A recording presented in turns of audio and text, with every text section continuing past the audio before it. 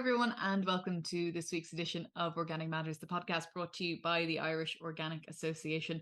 We're joined this week by Seán McGloin from the National Organic Training Skillnet, or SNOTS. Seán, you are the network manager, but I see you everywhere. You seem to be on top of things all the time. But for anyone who doesn't know, what is NOTS? What is the National Organic Training Skillnet? Hi, Hannah. Yeah, National Organic Training Skillnet, or everybody calls it NOTS because it's the abbreviation. It's set up since 2008, and it originated actually back in the late the late, I'm forgetting now, 92, when there was a report put out in the west of Ireland that organic was an option for the future and training was a deficit. So we originally were the Western Organic Network, operating just kind of the border counties and Galway, Mayo, and then it was kind of working so they decided, okay, we need a national one, so we changed it into National Organic Training Skillnet. And it's, while I'm the manager, the board would be IOA, OT, and Leitrim Organic Farmers Co-op. That's the setup. So we built it from there. We're part funded by Skillnet Ireland, which incidentally is nothing to do with agriculture at all, but sees farmers as business as well. And it's a fund to help training in the farm, in any of the business sector, and we're the one in the organic farming sector. And I guess things have probably evolved a lot since that time. You also run an awful lot of courses, so give people a flavour of the courses that you run. Yeah, I suppose when we started first, we were maybe a bit more reactionary in the sense that we were doing the very basic courses and we were doing just the odd one here and there. And it was a struggle. You needed momentum in the system. But as we grew and we got, the key element, I suppose, to NOTS maybe is less about its training. In reality, it's more about the networking of the sector, talking to farmers, understanding people, understanding the pushes, the pulls. So we changed and we started to get really into this whole idea of what people wanted, what farmers seen. So I would sit and drink coffee and tea on farmers' desks or in farmers' kitchens for and a lot of evenings to try and work out what we wanted, what they wanted, or what would work. And we were very lucky in the sense that while this is a very geographically was, and not so much nowadays, a geographically dispersed sector, there was a lot of people who were genuinely interested in this development. So it was able to work with that. So things have built on. And then I think probably for me, the biggest change happened in about 2014, when the whole area of regenerative or biological agriculture started, because this opened up a whole new vista onto what really is organic agriculture. What was the original ideas of soil health and that whole thing?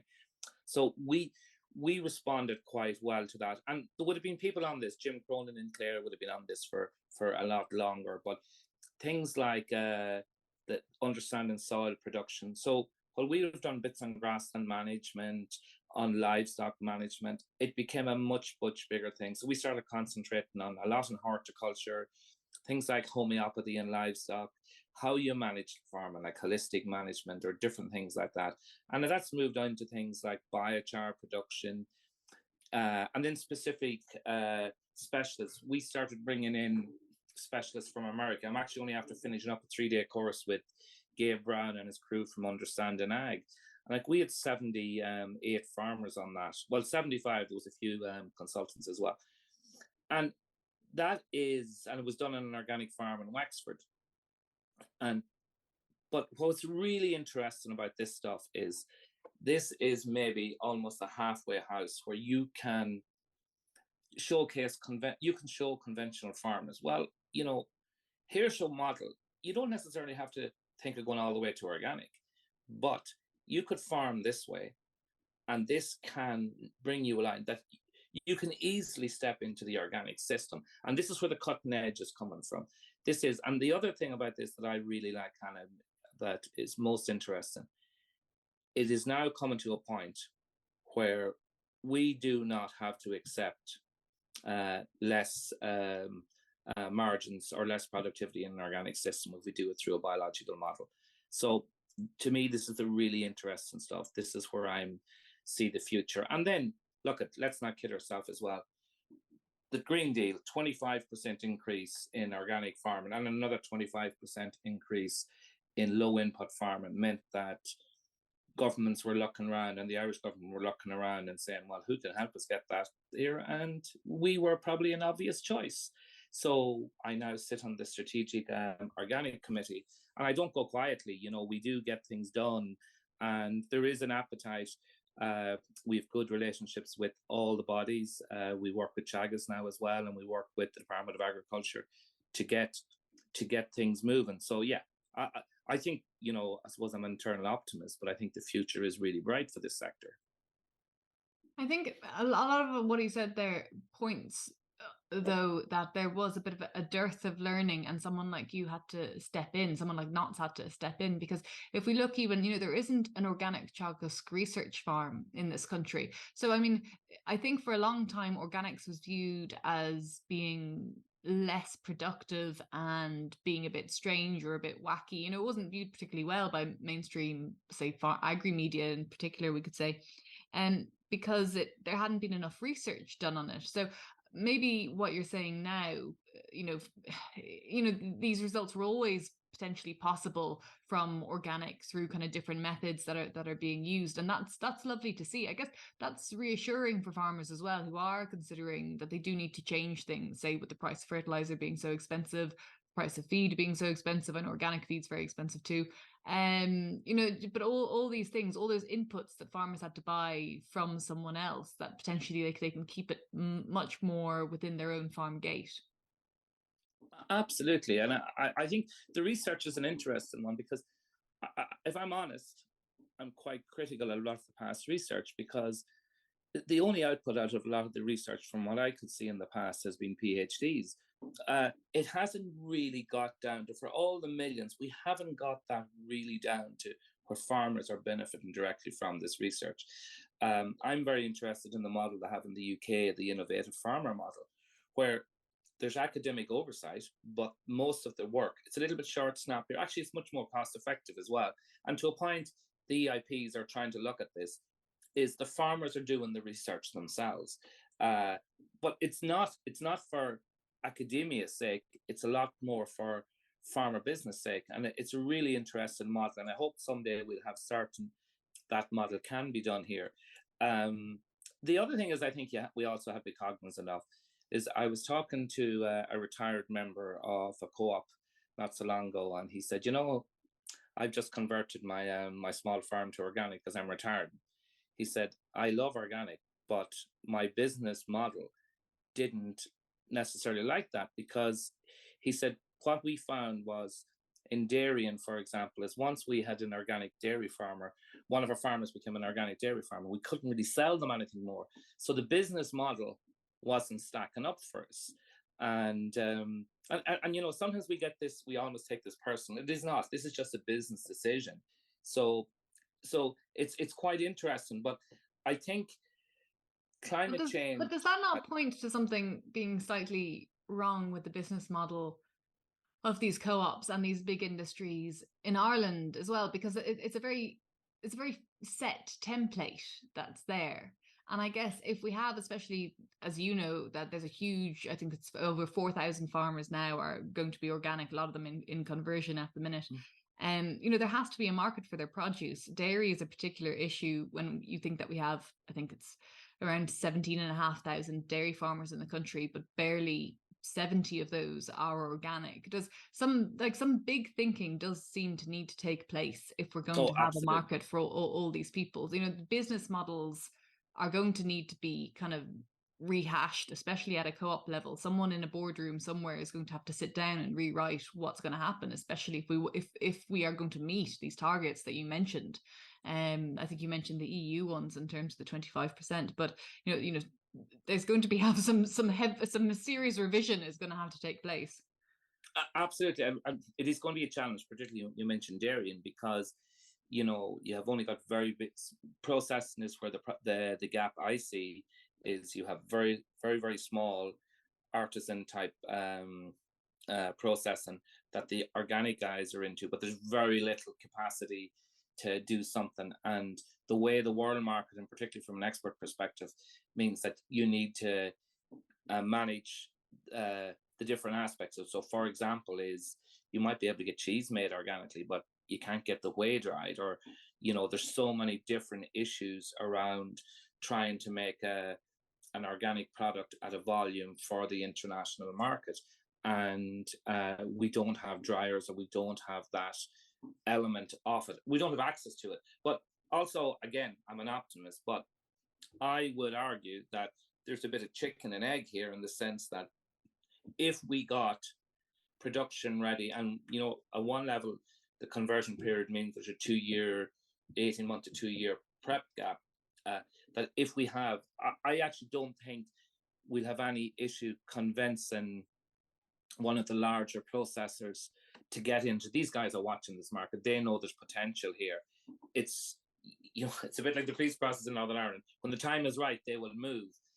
But how long can we wait? That is the only issue, I would say. Is ideally, I think there should be a small infrastructure investments made at a midway place that will ultimately allow one of the larger co-ops to come in. Like, I think sometimes we get in the organic farmer, we almost get it's them or us, when in reality, we weren't at a volume that was worth them looking at it. But if we reach that volume capacity, then that should not be an issue. I was talking to at a meeting there a while back, and one of the meat processors said they can get quite lucrative lamb contracts provided we can supply 52 weeks of the year, because in supermarkets the supermarkets don't want to be running 9 months of the year, 10 months of the year with a product and having the shelves bare for the last 2 months. And as producers, we probably have to realize that if we're going to go down this road of supply, that we have to understand that supermarkets have specific needs that we may not consider.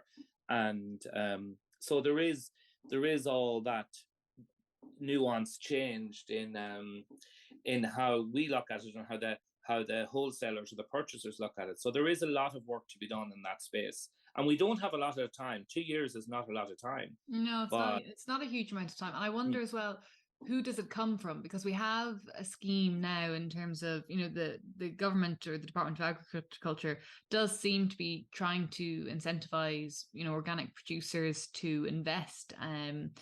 But that is very difficult as well. If you're an organic farmer and you'd love to set up a small business, you'd love to set up some sort of kind of processing facility on site, you don't necessarily have all those skills. And, depending on your local enterprise office and how good they are at helping you out as well. So, I mean, does it have to happen? I hate to use the phrase, but does it have to happen organically from the farmers, or does it need to be some sort of matchmaking going on between farmers and business people? But does the infrastructure actually have to, or should it already be there, and we should just be trying to find it or adapt it? Because like you said, 18 months, it's not a very long time. No, it's not. And it's funny, the one you mentioned, because that has been an issue. We would run courses, and like we talk about running courses in dairy and milk processing, yogurt, and all those things. But one of the big challenges we even have come up against is that you actually, to do this properly, you need training. The technical aspects of cheese making and yogurt making is only 50% of it. The other 50% is understanding the machinery, understanding the equipment. So it'll be, I don't know when we'll know, but NOTS has applied to buy small scale trial equipment, so we can demonstrate as part of our courses that when you come, this is a small version of a cheese vat that you'll buy, or a yogurt machine, or whatever, I mean, and they're hard to get. They're nearly impossible to get in Ireland. I think I've seen brand new yogurt and cheese makers for sale in somewhere like Slovakia, where they still make them on it, like make things on a small level. But you're talking about 10,000, 12,000 euro, which is a big chunk of change, especially to your average farmer out there. But then, you put it into context. I guess you look at people setting up milk vending machines, and they're over 13,000 euro. But it's a big investment for a farmer. So something like that would definitely be helpful. For me, I think it's the unknown areas about this investment. it's not a loan to invest, but is this the right machine for me? Will this do what I do? You can read all you like on the internet and on YouTube and different stuff, but you still don't know till you're sitting in your own little dairy processing area if the investment you put on that piece of equipment will get you there. So this is what we were trying to do, but that's only one element of it. It's still small, but in the context of commercial, small scale, we'll say cheese production or something like that, is I think that there will be need for some either interventions by groups. This, what I'm talking about, is probably too big for individual farmers. Either state intervention or something else needs to be done, or a link up. Maybe one of the existing co-ops that are involved in, we'll say, milk processing or meat processing could dedicate one element of a line 2 days a week or whatever for this as a trial plot. These are, I think we have to be a little bit innovative here, but we definitely will need that. And I think the meat one is the one that's going to be urgent at the moment, because these guys are already in the system. The dairy guys are what's going to happen, particularly post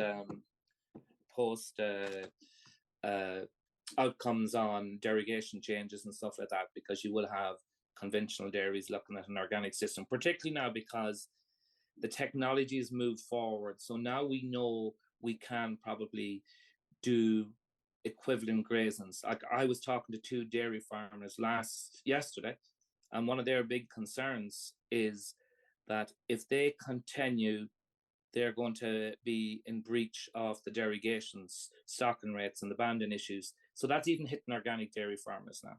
Yeah. But that's because these guys, and that's all on a grass-fed system, totally grass-fed. That's this new adaptive grazing model that these guys are looking at. They can see that happening. And so I think that, we have an opportunity to do something, but we need to be quite quick on this now. This is going to be urgent, because 18 months, 2 years, you need to have something in place. Well, you need to inspire confidence. And I don't think you're going to get dairy farmers or any farmer to convert if they're relying on farming for an income, unless they're confident that they will get that income. And at the minute, dairy isn't just a problem. I've never even heard of a pig farmer thinking of converting to organic pigs, especially the large scale people out there. But I think cereals is another one. Yeah, like there's a new really cereals is a huge one as well. Yeah, there's a dearth of tillage farmers, and in particular this year they've had a rotten year as well, organic or non-organic. So that's going to have a knock-on effect for the price of feed.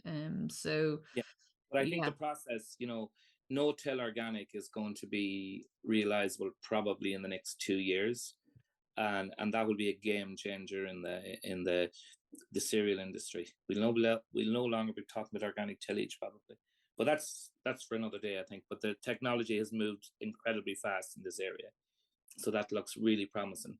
You meet an awful lot of farmers, and I guess the farmers you met maybe 5 years ago compared to the farmers that you meet now, is there more of an open interest, do you think, in organics than there was? Oh yes, absolutely. And even during the week and over the last 3 days, we half the group on the were organic and the other half were conventional, and quite a few of them were dairy farms. And there is an openness. There's absolutely an openness from both sides on where this can go. And you find people at different stages of their life looking at this. But I was talking to a couple of young dairy farmers yesterday, conventional dairy farmers, and they didn't have any of the negativity towards it. They've seen an awful lot of the real potential. The big challenge for them was, A, will somebody take their milk? B, will they pay them a decent price? And if they change their approach, will their yields stand up to the no inputs? And this is 80 years of being told one way to do a system, and now they want to change. But I think everybody is starting to understand that maybe maybe fertilizer isn't the whole deal. Do you know what I mean? That we can do things differently. I think even the work that Chagas and other organizations have done on things like multi-species grassland has made a change. I think we're only scratching the surface of that at the moment, you know. But I think that there's a lot of good information, and we run BioFarm, which is a national conference every year. It happens normally in November. We're going back to in person, and the information on the international perspectives, and there's seen in America, there's a lot of people that have made much worse mistakes in terms of soil degradation than we have in Europe. We want to compare ourselves to America. Okay. Yeah, but there's also that, you know, it's that 50 individual states. There's much more flexibility. There's much more. They look at things differently. They don't have that same restrictions that maybe European agriculture puts on Irish farmers. So you're finding that these guys are much more innovative. But as Gabe Bryan would always say to me, he said, you know, you have to go bust before you really understand how you have to change things. So farming is very different in that context. They would argue it doesn't matter whether patterns, they're all the same for everybody. Everybody has to deal with those issues. But they have innovated in ways that we have only starting to think about over there. So that's why we bring a lot of international people, and from the UK. And interesting enough, probably in a post-Brexit thing, you're going to see more innovation in that UK model, because they don't get that supports the way that maybe we're used to here. There'll be supports, but there'll be different supports. So there's more innovation coming out of those countries than that, and they're very useful tools to bring in here. Australia is another example, is people like Dr. Christine Jones, who've worked with farmers to make the farms more profitable, and bringing that scientific element to it, and understanding soil health to produce that. You know, you mentioned pigs earlier on, Hannah. I think there's a huge opportunity for organic pig production, but we haven't got our head around how we do this right. And there's a market there that is, I think, quite big enough for guys to get started. But we have to come up with a system that will work in an Irish context. It's a bit like organic poultry. We have to come up with a system. All those things are doable, but we have a very rigid, you can't do that system in both organic and conventional models, that we have to have some form of flexibility around what will work. I see issues now, people complaining about mobile poultry houses because, God forbid, the birds might be cold in them. My God, where is this gone to, that a fully feathered, healthy bird in a climate like Ireland might feel cold at night in a flock as well with other fully feathered birds. Yes, I was saying this to Gabe Bryan, and he has his a polytunnel, as they call them, hoop houses, at -20, and they never have any issues. And we have been told that we can't put birds in a mobile houses in case they'll be cold. You know, it's just absolute crazy. So there's a bit of a needs to come together on what new agriculture will look like, and organic will be there very, very strong. It won't be the only system that will be there, but it will be there. But there has to be a realization that just because one scientific paper said somewhere that the birds died in the shed because they were cold, that this doesn't impact completely on the whole agricultural, particularly the organic sector, you know. Yeah, and I think we've in a strange way, we've kind of come back around maybe that lack of research, and that there needs to be more research, particularly for, you know, an Irish climate and Irish context. But for farmers, though, for farmers, benefit farmers. I think this is definitely. I mean, you mentioned organic poultry, and I mean, we have hens here on a small scale, but you know, if I remember contacting Chagas, and there was just such little information, you know, even say just how much protein should an organic hen be fed per day, you know, and you know, for organic farmers to source organic protein at a reasonable cost can be difficult as well, whether it's peas or beans or whatever or lupins. So it's kind of important that you're not overfeeding because it's so expensive, but you don't want to be underfeeding as well. You know, just basic things like that. Yeah, no, I agree. Yeah. But I think maybe the research I'm proposing isn't of interest enough for the academic bodies, but we have a master's program running out of SETU in Waterford.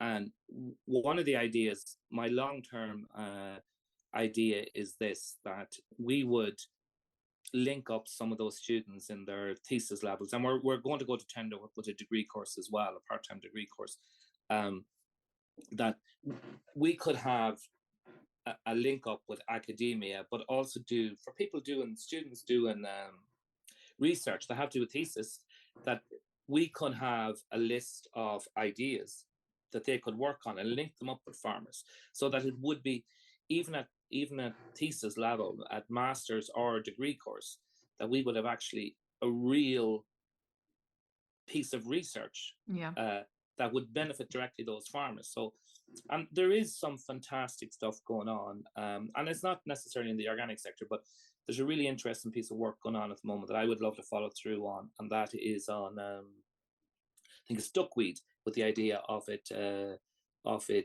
reducing the protein level for poultry and pig feeds in particular, that you can grow in Ireland. So this is the innovative type stuff we need to look at. Yeah.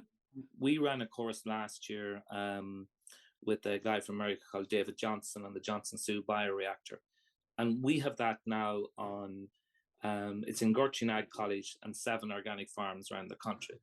So what I want to do now is I want to take it. It takes a year to mature this product. It's very, very, very simple. It costs, the problem with this, it costs absolutely maybe €30 to put the whole thing together on your farm, and it should almost work. Fertilizer is the wrong word for it, but it's a fungal dominated mix that should increase. That should be sufficient to cover 250 acres. Right? So it's but it costs zero practically to do this, but we have to test them. So we have to send off the test. So this is what I'm trying to get some money together at the moment for, where we can test that and then show farmers this is what's been done. We can do the trials, and if this works. But we know that from the States, they're getting in some places 5-fold increases in yield by using this stuff. So there's loads of work. It doesn't have to be very fancy that could directly benefit farmers. But we, like you said, the research gap there is what we have to do with it. And sometimes we can be awful critical of the organizations, but the reality is, up till last year, the organic sector only represented 2%. So, if you take the likes of Chagas or Board B, they also have 98% somebody else they have to look after as well. So it's, what I mean? I think we have to start thinking about what we can do for ourselves. And like Chagas will help, absolutely. But sometimes we have to give them that opportunity to do something with us rather than us giving out about them, Yeah, you're dead right. And I think, a lot of the organic organizations have really been pushing ahead on that and really supporting farmers as well to do that. Yeah. But that we could talk for ages, but I suppose if people want to find out more, you do have a website. So give the website name there, Seán. Before we wind up. Yeah, it's nots.ie, nots.ie. And there is a wealth of information on it, and there's courses coming up, and you have your conference coming up as well. Where is it this year? It's in the Woodlands Hotel in Limerick, in Adair in Limerick. Yeah, not too far away from me. That's where my gym is as well. It's very nice, I have to say. Yeah, no, it is, and we're working in partnership with the ploughing with the Department of Agriculture, and we're hosting a large organic village at the Ploughing Championship as well, and we'll be in Tullamore on Sunday. Brilliant. Okay. Well, Seán, thank you very much for that. And for everyone listening, you've been listening to Organic Matters, the podcast brought to you by the Irish Organic Association. And for more information on organics, you can go to www.irishorganicassociation.ie. But for me, Hannah Quinn Mulligan, that is it. Thank you very much for tuning in, and hopefully you'll be here again next week.